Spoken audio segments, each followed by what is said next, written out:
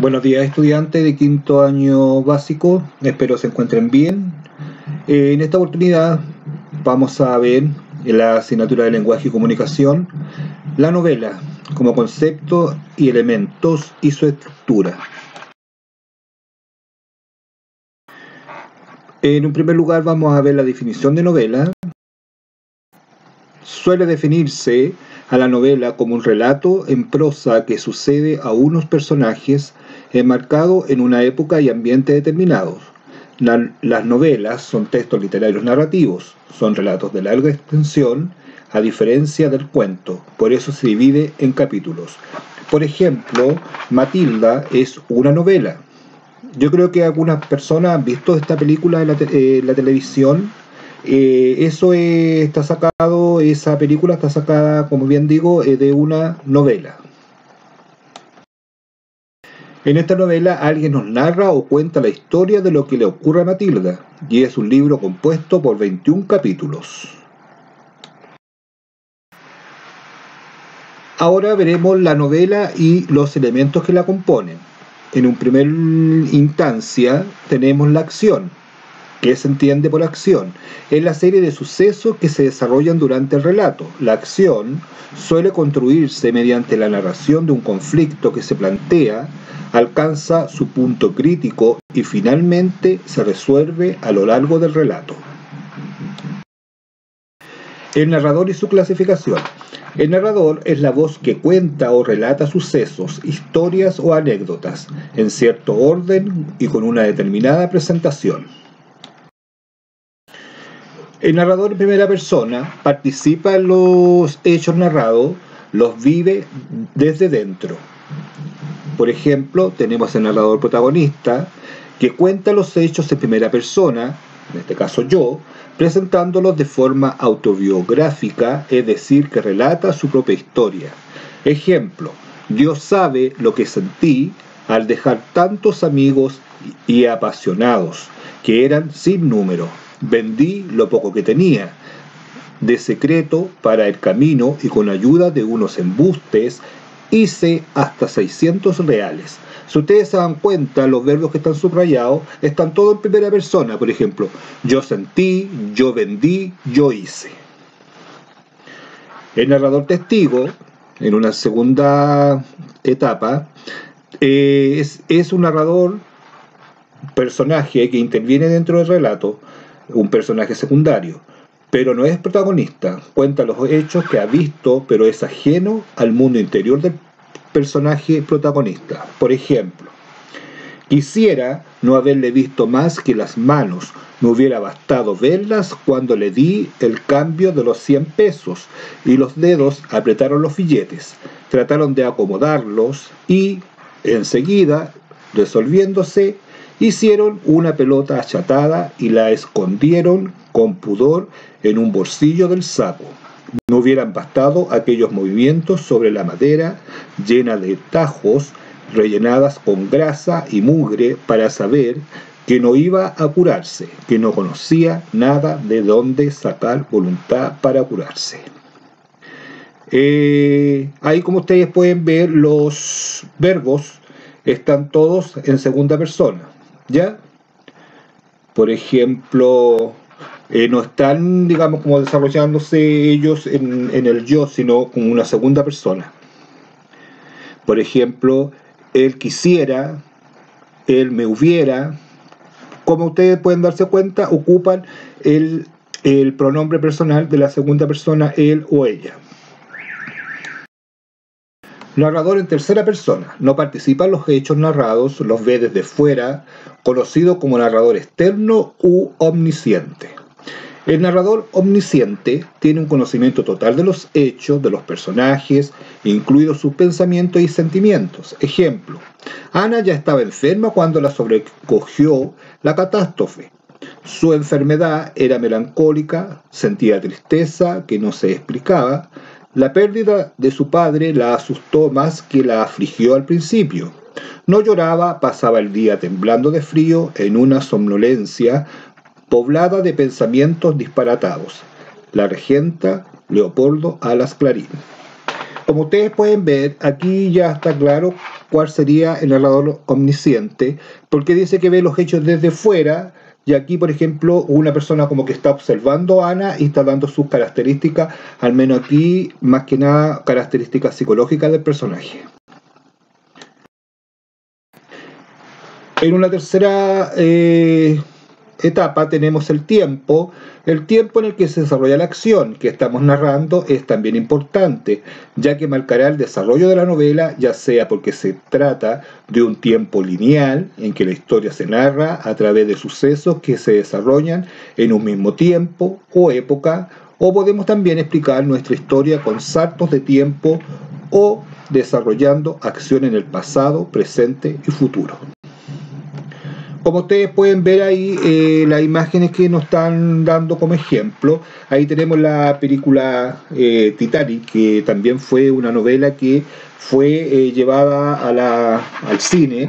Tenemos en una primera instancia la protagonista que sale en su vejez, en su adultez, y como que el tiempo vuelve hacia atrás y la vemos cuando ella era joven y estaba en el Titanic. Ejemplos de retrospección también tenemos ahí. En una instancia, por ejemplo, tenemos cuando ellos están bien en el barco, no tienen mayor dificultad, y ya tenemos el momento final, ya cuando muere uno de los protagonistas. En la retrospección se inicia en el presente, se viaja al pasado y se regresa al tiempo presente, donde se origina la narración. En el tiempo, en Matilda está escrita en un tiempo lineal, es decir, que no hay alteraciones en el orden en que se relatan los hechos. Todos ocurren en un momento ordenado cronológicamente en el tiempo. Como aquí aquí por ejemplo va de un principio a fin, donde el tiempo no avanza más allá hacia el futuro o vuelve al principio. Es una cosa desde un principio hasta un final.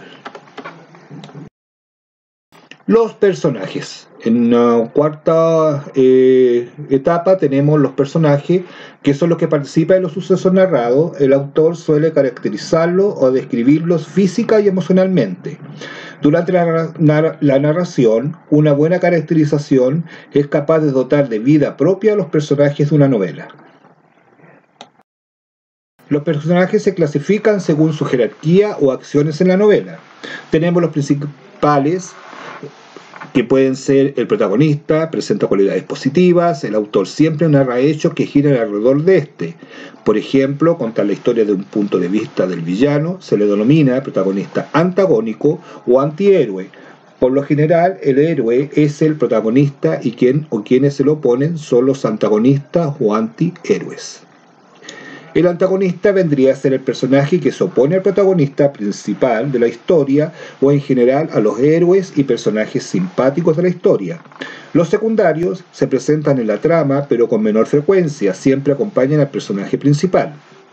Como ustedes pueden ver, cuando nosotros leemos un libro, vemos que el personaje principal es el que a él le ocurren la mayoría de los conflictos y de todas las situaciones que se producen en lo leído. También está el personaje que se opone al protagonista, que le va poniendo trabas en su historia o desarrollar el conflicto. Este sería el antihéroe o antagonista, ¿ya? Y tenemos los personajes secundarios, que son cualquier personaje que ayuda a que el conflicto se pueda desarrollar y se pueda resolver. Clasificación de los personajes según sus características internas o psicológicas. Los personajes planos son aquellos descritos mediante una característica básica que se comportan de la misma manera a lo largo de todo el relato. Los personajes redondos son aquellos que van caracterizándose a medida que transcurre la acción, evolucionando de forma natural a lo largo del relato. En una quinta etapa tenemos el ambiente. El ambiente es el espacio general en el cual se desarrolla el relato.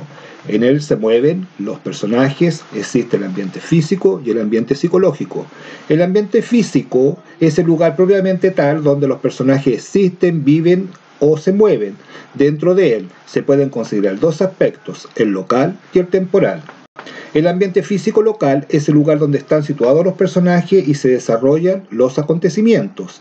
El ambiente físico temporal se refiere a la etapa histórica en la cual transcurren los hechos, pueden ser la época actual, es decir, el presente y pasado.